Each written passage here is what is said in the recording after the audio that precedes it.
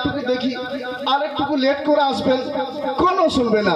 হুকুম পাওয়ার মাত্র কি আমাদের সামনে এসে হাজির, এসে জান কবজ করে আল্লাহর হুকুমে সে আল্লাহর ওইখানে যে রুহ জগতে যে সেখানে পৌঁছে যাবে। শুনেন, আল্লাহ করিবেন হুকুম করিবে সঙ্গে সঙ্গে পড়িবে তখন নিয়ে যাবে তোমার জীবন, থাকবে না কারো বারে।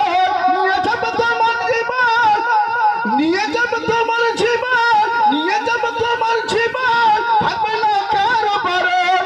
এ পলকে মিশে যাবে সকল বাসনা, এ পলকে মিশে যাবে সকল বাসনা।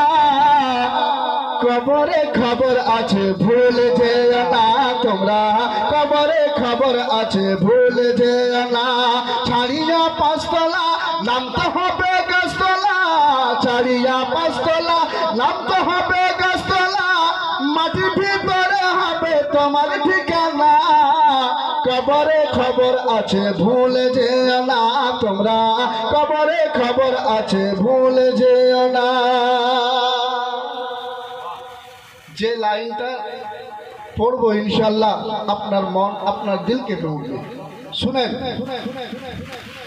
কবরে শোয়াবে যখন ফারিস্তা আসিবে তখন জিজ্ঞাসা করিবে তোমার তিনটি কথা।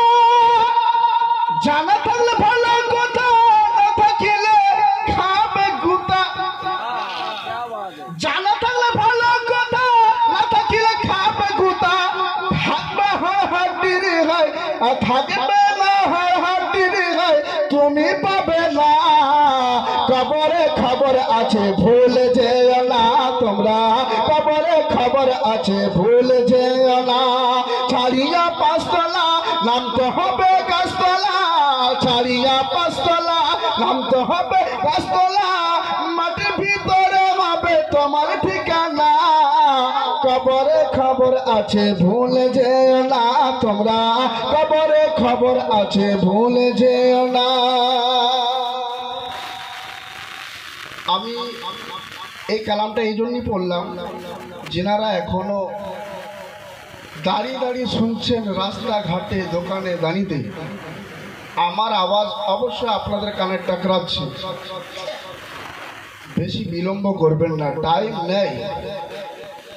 একটা রাতের জন্য আপনি ফয়েজ হাসিল করে এখান থেকে যান, কিছু শিখে যান,